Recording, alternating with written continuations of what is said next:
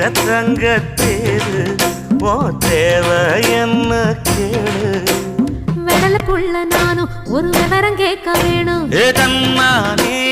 தாமரப்பு புள்ள தள்ளாடும் தண்ணி இல்ல தாமர பூத்திருச்சே மாமா தாவணி வாங்கி வாங்க ஊரெல்லாம் கூட்டிக்கிட்டு வருவேனே